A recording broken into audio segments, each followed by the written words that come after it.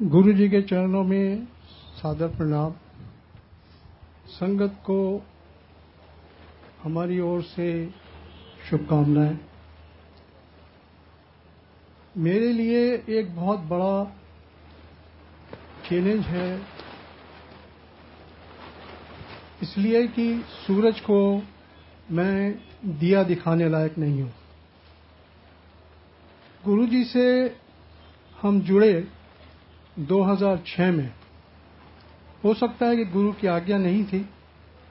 हम लोग जालंधर में रहे 3.5 साल।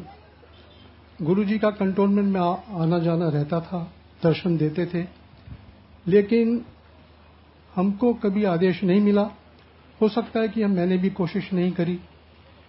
उसके बाद जब हम नोएडा शिफ्ट हुए रिटायरमेंट के बाद 2003 में मैंने अपना बेटा खोया, जो कि एक्सीडेंट में उसकी डेथ हुई। चार्टर्ड अकाउंटेंट था। मैं, मेरी आंटी, मेरी बिटिया बिल्कुल इस तरह हो गए थे कि अब जिंदगी में क्या रहा है। खैर, एक दिन मेरा नेव्यू आया मेरे से मिलने नोएडा। वो बोला कि आप एक सुल्तानपुर में एक गुरुजी हैं, उनके यहाँ क्यों नहीं गए, आप जाइए। मैं सोचता रहा, इतने गुरुओं को देखा मैंने, इतने पंडितों से मिला, तो अब क्या होगा। बहरहाल अपने छोटे भाई से बात की, उसने कहा आपको चलना है, तो वो हमको संडे के दिन एम्पायर स्टेट ले गए। जैसे हम एम्पायर स्टेट पहुंचे, गुरु जी के दर्शन किए, जब महसूस हुआ हमको कि हम बिल्कुल पागल रहे। जालंधर में गुरु जी रहे, हमको दर्शन नहीं हुए।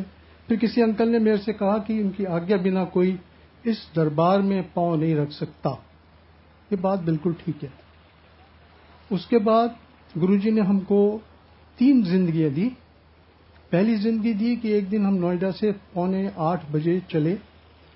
गुरुजी के दर्शन के लिए जब गुरुजी घूम के आते थे और साइड बोर्ड पर बैठते थे, उस टाइम के दर्शन का अनुभव और अमृत जो मिलता था, उसका बहुत ही मजा और था।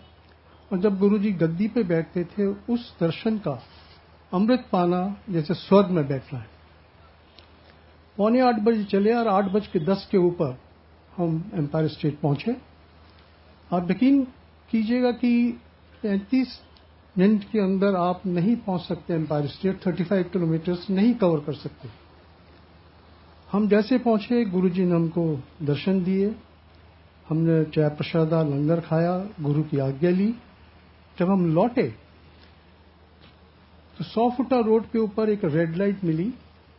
गाड़ी जो थी 5th गियर में अपने आप रुक गई। गाड़ी ऑन है और मैं देख रहा हूं एक ट्रक 100 फुटा रोड से, जो छतरपुर मंदिर के पीछे से आ रही है, मेरी गाड़ी के आगे उलट गई। एस्बेस्टस शीट्स, आयरन रॉड्स गाड़ी के सामने, और पहिया जो चारों पीछे के पहिए थे ट्रक के, वो टूट के सड़क के ऊपर लुढ़कते चले गए।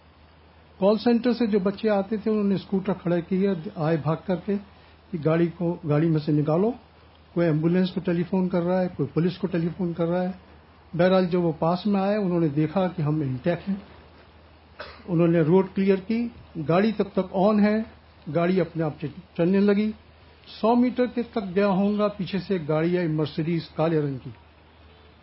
उससे इंडिकेशन दिया, रुकी, मैं भी रुका।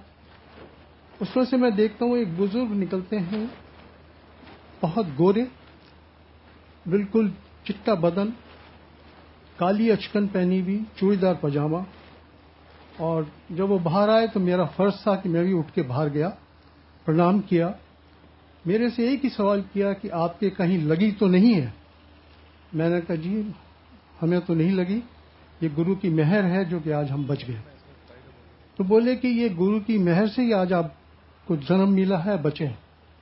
बहरहाल हम गाड़ी में बैठे, जब देखा अनदर 100 मीटर गाड़ी गई होगी, गाड़ी डिसअपियर हो गई। उसके बाद जब गुरुजी ने एक दिन बांधा हुआ था हमारा संडे का, जब हम गए दर्शन करने के लिए गुरुजी के दरबार में पहुंचे, गुरुजी कई बार जो मैसेज देते थे सबके लिए, ही used to speak very loudly. बड़े जोर से बोले किसी अंकल से कि अंकल, सड़क दे उद्दे ऐदा नहीं है कि तुर लिए रेड लाइट है तो जरा वेग के चल दें। So this is one message which I want to share with you. I don't cross red light till today, चाहे मेरे को आधा घंटा रुकना पड़े, चाहे 20 मिनट रुकना पड़े, मैं रुक जाता हूं। दूसरी जिंदगी गुरुजी ने दी हमारी आंटी को, जिनको कि पैरालिटिक अटैक पड़ गया था 2008 में, और हाफ बॉडी पैरालिटिक थी, जो कि आंटी को भी पता नहीं था। बहरहाल जब हम कैलाश हॉस्पिटल गए, वहां पे डॉक्टर ने एग्जामिन किया, आंटी के उंगलियों में, पांव में और थोड़ी सी जबान में थोड़ा सा था। उसके बाद जब MRI के लिए ले जा रहा था मैं, तो एक मेरे पास कॉल आया। वो मैसेज था कि माथुर अंकल, आंटी ने अटैक पै गया। ऐसा, आंटी आप तो इतनी दूर बैठी हैं, मैं यहाँ नोएडा में हूँ, हॉस्पिटल में हूँ। तो बोलती हैं आप MRI के लिए ले जा रहे हैं? हाँ। कहता कुछ नहीं, एक थोड़ा सा ब्रेन में क्लॉट निकलेगा। और गुरुजी ने बताया था 1 हफ्ते पहले आंटी को सोते हुए हाफ बॉडी पैरालिटिक अटैक हो गया था, जिसको उन्होंने बिल्कुल माइल्ड कर दिया।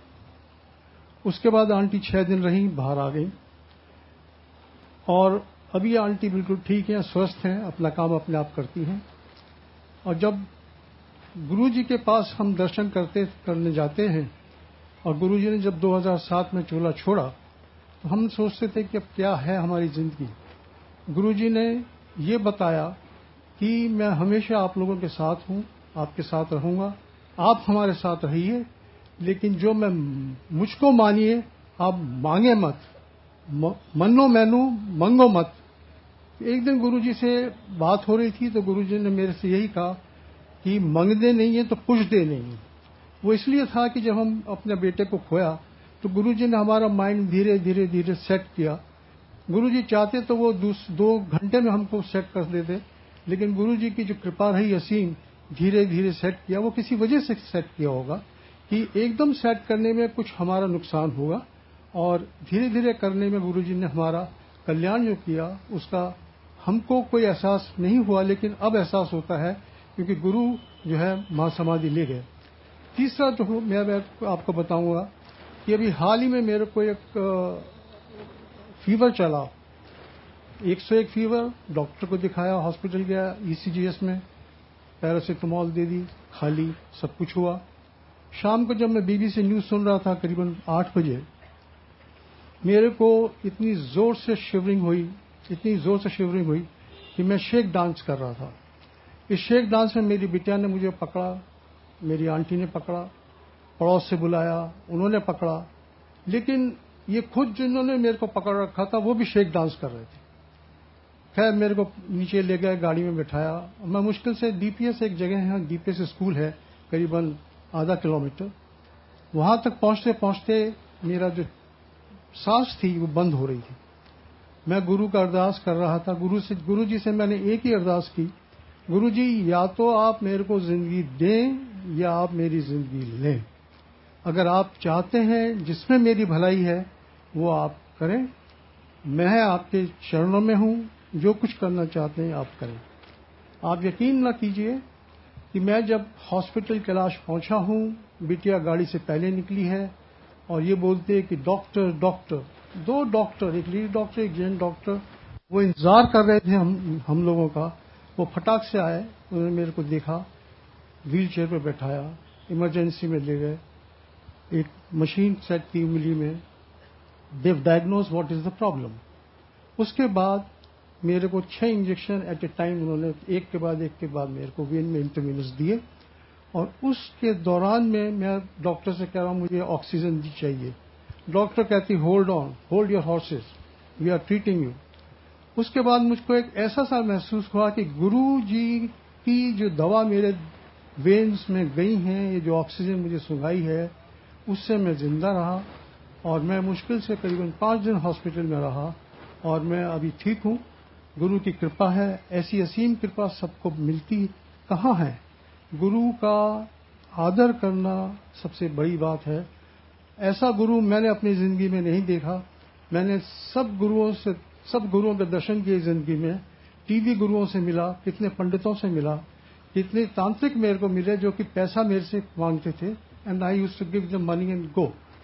लेकिन गुरु के दरबार में आने के बाद गुरु जी जो हैं एक भगवान हैं, महाशिव हैं, और अब जो हमको महसूस होता है कि गुरु जी हमेशा संगत के साथ हैं, और आपसे यही अनुरोध है कि गुरु की आज्ञा का पालन कीजिए, उनका निरादर न कीजिए, गुरु की चरणों में अपना शीश हमेशा झुका कर रखिए।